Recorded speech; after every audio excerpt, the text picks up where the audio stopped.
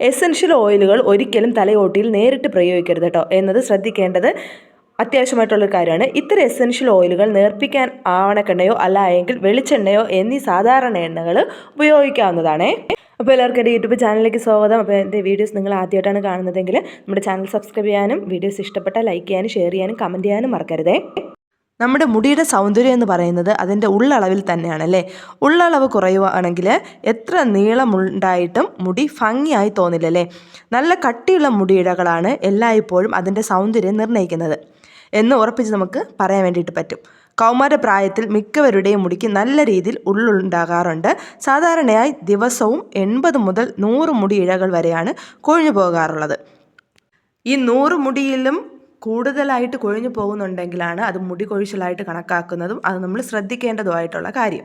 എന്നാൽ കൊഴിഞ്ഞു പോകുന്നതിന് ആനുപാതികമായി പുതിയ മുടിയിഴകൾ വളരുന്നു എന്നതിനാൽ ചില ആൾക്കാരിൽ ഉള്ളളവിനെ കാര്യമായി ബാധിക്കുകയല്ല കേട്ടോ. പക്ഷേ ആനുപാതികമായിട്ട് വളർന്നു വന്നില്ല എങ്കിലാണ് അത് നമ്മൾ മുടി കൊഴിച്ചിലായിട്ട് പറയുന്നത്. ഇങ്ങനെ ആനുപാതികമായി പുതിയ ഇഴകൾ വരാത്ത അവസ്ഥയുണ്ടാകുമ്പോഴാണ് മുടി പ്രകടമായ രീതിയിൽ കുറഞ്ഞു വരുന്നതായിട്ട് കാണുന്നത്. ശിരോചർമ്മത്തിലെ ഹെയർ ഫോളിക്കിളുകൾക്ക് സംഭവിക്കുന്ന മാറ്റങ്ങളാണ് മുടിയുടെ അളവ് കുറയുന്നത് കേട്ടോ. ഇതിൻ്റെ ഫലമായി രോമകൂപങ്ങൾ ചുരുങ്ങുകയും അതുവഴി കട്ടിയും കനവും കുറഞ്ഞ് പുതിയ മുടി വളരുകയും ചെയ്യുന്നു. പുതുതായി രൂപപ്പെടുന്ന ഓരോ ഇഴകളും നേർത്തു വരുന്നത് മുടിയുടെ അളവ് കുറയ്ക്കാനുള്ള മറ്റൊരു കാരണമാണ് കേട്ടോ. അതുപോലെ തന്നെ നമ്മുടെ മുടിയുടെ ഉള്ള് വർദ്ധിപ്പിക്കാൻ വേണ്ടിയിട്ട് നമുക്ക് വീട്ടിൽ സിമ്പിളായിട്ട് ചെയ്യാൻ പറ്റിയ ഒരു കാര്യം എന്ന് പറയുന്നത് തലയോട്ടിയിൽ മസാജ് കൊടുക്കുക എന്നത് തന്നെയാണ് കേട്ടോ. തലയോട്ടിൽ പതിവായി മസാജ് ചെയ്യുന്നത് രക്തചംക്രമണം വർദ്ധിപ്പിക്കാനും മുടിയുടെ പോഷണങ്ങളെ പോഷിപ്പിക്കാനും സഹായിക്കും കേട്ടോ. ശരിയായ മസാജിങ് രീതി എന്ന് പറയുന്നത് നിങ്ങൾ സാധാരണ ഏത് ഹെയർ ഓയിലാണോ ഉപയോഗിക്കുന്നത് അത് ചെറുതായിട്ടൊന്ന് ചൂടാക്കിയതിന് ശേഷം ആ ഇളം ചൂടോട് കൂടി തന്നെ ഇത് തലയോട്ടിയിൽ തേച്ച് കൊടുക്കാം. ഇങ്ങനെ ചെയ്യുന്നത് എണ്ണ നല്ല രീതിയിൽ തലയോട്ടിയിലേക്ക് ആഗിരണം ചെയ്യാൻ സഹായിക്കും കേട്ടോ. തലമുടി ഭാഗങ്ങളായി വേർതിരിച്ചിട്ട് വിരൽ തുമ്പുകൾ ഉപയോഗിച്ച് വേണം മസാജ് ചെയ്യാൻ വേണ്ടിയിട്ട്. മുടിയിഴകളുടെ അഗ്രഭാഗത്തും നന്നായി എണ്ണ തേച്ച് പിടിപ്പിക്കാനും മറക്കരുത് കേട്ടോ. ഇങ്ങനെ എണ്ണ തേച്ച് പിടിപ്പിച്ച് ഒരു 15 മിനിറ്റ് കഴിഞ്ഞതിന് ശേഷം നമുക്ക് നല്ലവണ്ണം കഴുകിക്കളയാവുന്നതാണ്. ഷാമ്പു ഇടുന്നവർക്ക് വേണമെങ്കിൽ നല്ല രീതിയിൽ ഷാമ്പു ഇട്ടിട്ട്, അതായത് സൾഫേറ്റ് ചെയ്ത ഷാമ്പു ഉപയോഗിച്ച് കഴുകിക്കളയാവുന്നതാണ്. അതുപോലെ തന്നെ മുടി സംരക്ഷണത്തിൽ ആവശ്യ എണ്ണകൾക്ക് വളരെയധികം പ്രാധാന്യമുണ്ട് കേട്ടോ. മുടിയുടെ അളവ് വർദ്ധിപ്പിക്കാനും സഹായിക്കുന്ന ചില ആവശ്യ എണ്ണകൾ നമുക്ക് ഏതൊക്കെയാണെന്ന് നോക്കാം. പക്ഷേ ഒരു കാര്യം, ഇപ്പോൾ ഒരു ഓയിൽ ഒരാളിന് പോസിറ്റീവ് റിസൾട്ട് തന്നെന്നും പറഞ്ഞ് മറ്റൊരാളിന് അത് പോസിറ്റീവ് റിസൾട്ട് തരണമെന്നില്ല. അത് നമ്മുടെ മുടിയുടെ ടെക്സ്ചർ അനുസരിച്ച് മാറും. അതും ഒന്ന് ഓർത്ത് വച്ചിരിക്കുക. ആദ്യം നമ്മൾ പറയാൻ പോകുന്ന എസൻഷ്യൽ ഓയിൽ എന്ന് പറയുന്നത് റോസ്മേരി എസൻഷ്യൽ ഓയിലാണ് കേട്ടോ. ഇത് ഉപയോഗിക്കുന്നത് കൊണ്ട് ഹോർമോൺ അസന്തുലിതാവസ്ഥ മൂലമുണ്ടാകുന്ന മുടി കൊഴിച്ചിൽ നിയന്ത്രിക്കുന്നതിന് ഇത് വളരെ പ്രയോജനകരമാണ് കേട്ടോ, നമ്മുടെ റോസ്മേരി എസൻഷ്യൽ ഓയിൽ. അടുത്ത നമ്മുടെ ടീ ട്രീ ഓയിൽ. മുടിയുടെ ആരോഗ്യ ഗുണങ്ങൾ വർദ്ധിപ്പിക്കുന്നതിന് ഏറെ മുൻപന്തിയിലാണ് നമ്മുടെ ടീ ട്രീ ഓയിൽ കേട്ടോ. ഇത് സ്ഥിരമായി ഉപയോഗിക്കുന്ന എണ്ണയിൽ കലർത്തി ഉപയോഗിക്കാനാണ് ശ്രമിക്കേണ്ടത്.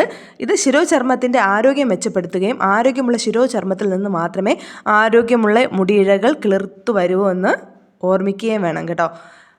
അതുപോലെ തന്നെ അടുത്ത എണ്ണ എന്ന് പറയുന്നത് നമ്മുടെ ലാവൻഡർ എസൻഷ്യൽ ഓയിലാണ് കേട്ടോ. ഇവ തലയോട്ടിയിലെ രോമകൂപങ്ങളെ ഉത്തേജിപ്പിക്കുകയും ആഴത്തിൽ പോഷിപ്പിക്കുകയും ചെയ്യും. ഈ എസൻഷ്യൽ ഓയിലുകൾ മുടിയിഴകളുടെ വേരുകൾ ബലപ്പെടുത്താനും സഹായിക്കും കേട്ടോ. പ്രത്യേകം ശ്രദ്ധിക്കുക, ആദ്യം ഞാൻ പറഞ്ഞതുപോലെ എസൻഷ്യൽ ഓയിൽ ഒരിക്കലും തലയോട്ടിയിൽ നേരിട്ട് പ്രയോഗിക്കരുത് കേട്ടോ എന്നത് ശ്രദ്ധിക്കേണ്ട മറ്റൊരു കാര്യമാണ്. ഇത്തരം എസൻഷ്യൽ ഓയിലുകൾ നേർപ്പിക്കാൻ ആവണക്കെണ്ണയോ അല്ല എങ്കിൽ വെളിച്ചെണ്ണയോ എന്നീ സാധാരണ എണ്ണകൾ ഉപയോഗിച്ചിട്ട് നമുക്ക് അപ്ലൈ ചെയ്ത് കൊടുക്കാവുന്നതാണ്. നമ്മുടെ എസൻഷ്യൽ ഓയിൽ ഏതാനും തുള്ളി എടുത്ത ശേഷം അടിസ്ഥാന എണ്ണയിലേക്ക്, അതായത് ആവണക്കെണ്ണയോ അല്ല എങ്കിൽ നമ്മുടെ വെളിച്ചെണ്ണയോ കുറച്ച് കലർത്തി തലയോട്ടിൽ മസാജ് ചെയ്ത് കൊടുക്കാം. 2 മണിക്കൂർ കഴിഞ്ഞ് നമ്മുടെ സൾഫേറ്റ് ഫ്രീ ഷാമ്പു ഉപയോഗിച്ച് കഴുകി കളയാം. ഷാമ്പൂസ് ഉപയോഗിക്കുന്നതിനേക്കാളും ബെസ്റ്റ് എന്ന് പറയുന്നത് നമ്മുടെ താളി ഉപയോഗിച്ച് കഴുകുന്നതായിരിക്കും.